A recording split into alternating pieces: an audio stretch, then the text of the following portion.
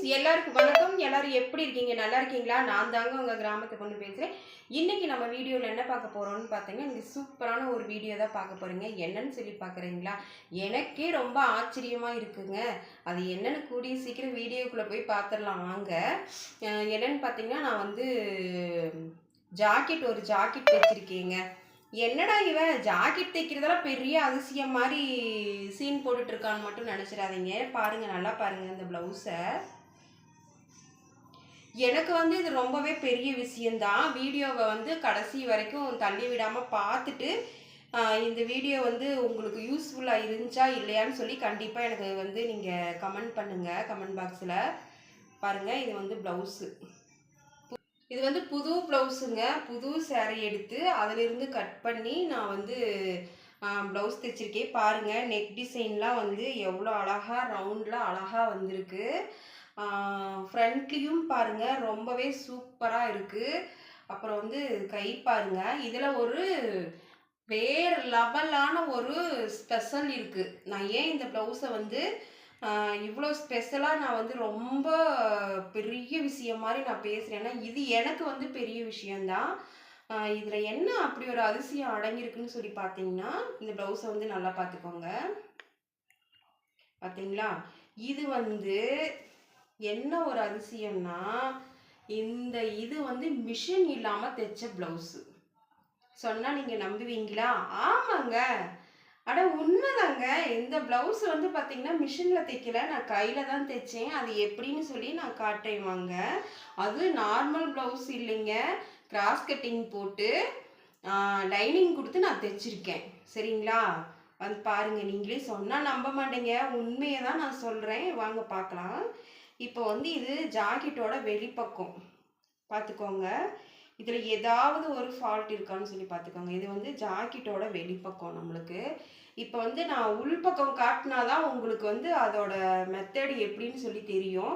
அது மட்டும் இல்லாமல் இந்த ஜாக்கெட் வந்து நான் கையிலேயே வெறும் ஊசி நூல்லையே வந்து ஸ்டிச் பண்ணி ஒரு ஃபங்க்ஷனுக்கும் நான் போட்டு போயிட்டு வந்துட்டேங்க. யாருனாலையுமே நான் கையில் தான் ஸ்டிச் பண்ணேன்னு சொல்லி கண்டுபிடிக்கவே முடியல.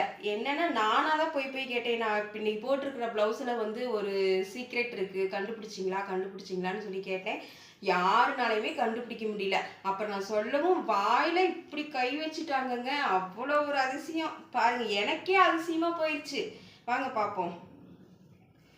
இப்போ வந்து பாருங்கள், நான் வந்து கையில் கொஞ்சம் பக்கத்தில் வாங்க, தூரம் கையில் ஸ்டிச் பண்ணியிருக்கேன். நான் எதை வச்சு சொல்கிறேன்னு பார்க்குறீங்களா? இங்கே பாருங்கள், அதான் ஊசி நூல் வச்சு தைச்சிருக்கேன். பாருங்கள், ஷோல்டர்லாம் தெரியுதுங்களா? இங்கே பாருங்கள், நூல் தெரியுதா என்னன்னு தெரியல. தெரியுதாம்மா? இங்கே பாருங்கள், உள்ளே வந்து நூல் வந்து அதே கலர் போட்டு தைச்சதுனால வந்து சரியாக தெரியலேன்னு நினைக்கிறேன். இருந்தாலும் பாருங்கள், இந்த இதில் தெரியுது பாருங்கள், நல்லா பட்டி தையல் வந்து நல்லா தெரியுது பாருங்கள். இந்த மாதிரி தையல் போட்டிருக்கேங்க. இங்கே பாருங்கள்,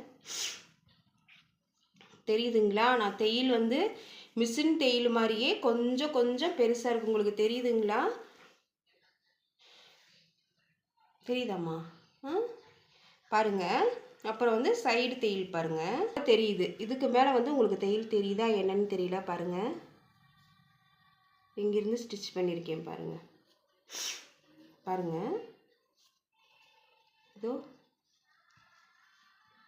பாருங்கள், இந்த பக்கம் பாருங்கள், தெரியுது பாருங்கள். இதோ இந்த டாட்டில் பாருங்கள் எப்படி பிடிச்சிருக்கேன்னு சொல்லி பாருங்கள். அப்புறம் கழுத்து துணி பாருங்கள். கழுத்து துணி வந்து லைனிங்குங்கிறதுனால நம்ம உள் பக்கமாக தையல் திருப்பி விட்டாச்சு. அதனால வந்து நம்மளுக்கு தையல் வந்து வெளியில் தெரியாது.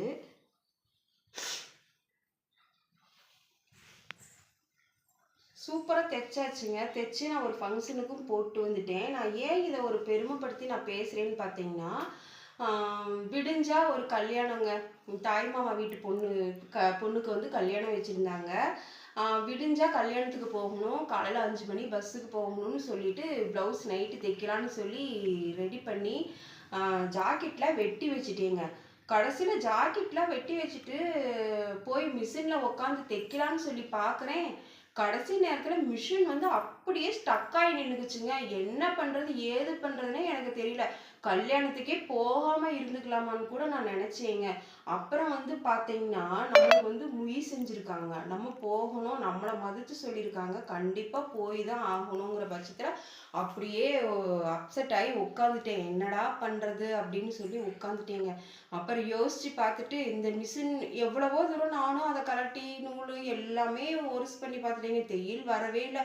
அப்படியே வந்து நின்றுக்குச்சு. இந்த பக்கமும் சுத்த முடியல, அந்த பக்கமும் சுத்த முடியல. என்னடா இப்படி ஆயிருச்சேன்னு சொல்லிட்டு என்ன பண்ணீங்க, கையிலேயே நம்ம தைச்சிடலாம். நம்ம வல்லவனுக்கு புல்லும் ஆயுதம்னு சொல்லி நூல் கண்டை எடுத்து ஊசியில் நல்லா நீளமாக நூலை கோர்த்து அப்படியே லைனிங் மாதிரி தையல் போட்டு போட்டு அப்படியே தைச்சாச்சு. தைக்கக்குள்ளேயே நான் வீடியோ எடுக்கலான்னு பார்த்தேங்க. தைச்சிக்கிட்டே வீடியோ எடுக்கிறது வந்து எனக்கு ரொம்ப சிரமமாக இருந்துச்சு. அதனால வந்து என்னால் வீடியோ எடுக்க முடியல. இப்போ நான் தைச்சு போட்டுட்டு போயும் எல்லாம் நல்லா இருக்குன்னு சொன்னாங்க. பார்த்தீங்கன்னா அந்த மிஷினையே நான் நம்பிட்டு இருந்திருந்தேன்னா என்னால் தைச்சும் இருக்க முடியாது. ரொம்ப மன உளைச்சலும் ஆயிடுச்சு. வீட்டில் இருக்கிறவங்களாம் சொன்னாங்க, நீ கையில் தைச்சு எப்போ நீ கல்யாணத்துக்கு போட்டு போய் அந்த ஜாக்கெட்டு தைச்சு இதெல்லாம் நடக்கிற காரியமாக போய் வச்சுட்டு போய் படுத்து தூங்கு அப்படின்னாங்க. நான் இப்படி சொல்கிறாங்களே என்னடா பண்ணுறது, ஆசைப்பட்டு வேற புது சேலை வேற எடுத்துட்டேனுங்களா, எப்படியாவது இதை தைச்சு நம்ம போட்டே ஆகணும்னு சொல்லி நான் நினச்ச மாதிரி கண்டிப்பாக எப்படிங்க கையில் பிடிச்சிட்டு தைக்கிறது ரொம்ப சிரமமாக தான் இருந்துச்சு. இருந்தாலும் நம்ம கல்யாணத்துக்கு போய் ஆகணும். எனக்கு ரொம்ப இந்த கலர் வந்து ரொம்ப பிடிச்சிருந்துச்சு. எப்படியாவது தைச்சு தான் ஆகணும். அர்ஜென்ட்டாக டெய்லரிங் கடையில் கொண்டு போய் கொடுத்தா ஒரு ப்ளவுஸுக்கு வந்து 350 ரூபா கேட்குறாங்க. அதனால வேணாம், நம்மளே தைச்சிக்கலாம். கைத்தொழில் நம்ம கையில் வச்சுட்டு நம்ம எதுக்கு கொண்டு போய் அடுத்த கடையில் போய் ஜாக்கெட் காசு கொடுத்து தைக்கணும் அப்படின்னு சொல்லிட்டு உட்காந்து விடிய விடிய தைச்சிங்க. தைச்சாச்சு. தைச்சு ஒரு ப்ளவுஸ் ஆக்கி கல்யாணத்துக்கும் போய் நல்லபடியாக பொண்ணு மாப்பிள்ளைய ஒரு விஷ் பண்ணிட்டு நம்ம வந்து வீட்டுக்கு வந்தாச்சுங்க. இப்போ இந்த ப்ளவுஸ் தைச்சு கிட்டத்தட்ட இப்போ ரொம்ப நாள் ஆயிடுச்சு. ரொம்ப நாள் ஆயும் நான் ஏன் இதை சொல்கிறேன்னா, நான் ப்ளவுஸ் தைக்கும்போது வீடியோ எடுக்க முடியல. இது வந்து ஒரு மோட்டிவேஷனுக்காக தான்.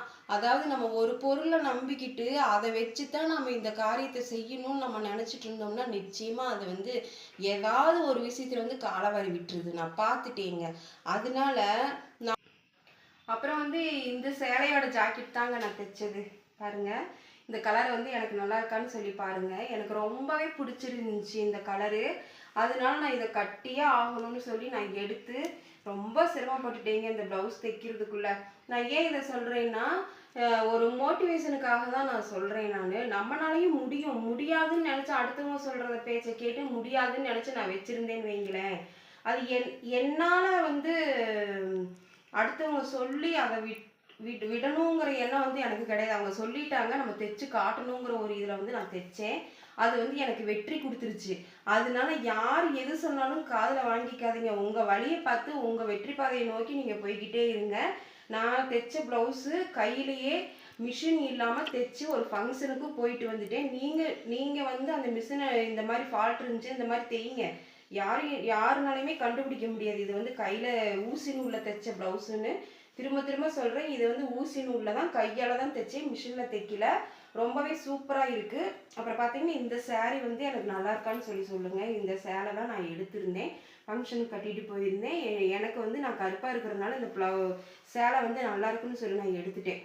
அதுவும் இல்லாமல் இந்த பிங்க் கலருக்கு இந்த சில்வர் கலர் பார்டர் வந்து ரொம்பவே சூப்பராக இருந்துச்சு. எல்லோரும் நல்லா இருக்குன்னு சொன்னாங்க. ஓகேங்க ஃப்ரெண்ட்ஸ், நான் இந்த கையில் தைச்ச இந்த ப்ளவுஸ் வந்து உங்களுக்கு பிடிச்சிருந்துச்சான்னு சொல்லி கண்டிப்பாக கமெண்ட் பாக்ஸில் கமெண்ட் பண்ணுங்கள். சரிங்களா? பாய்.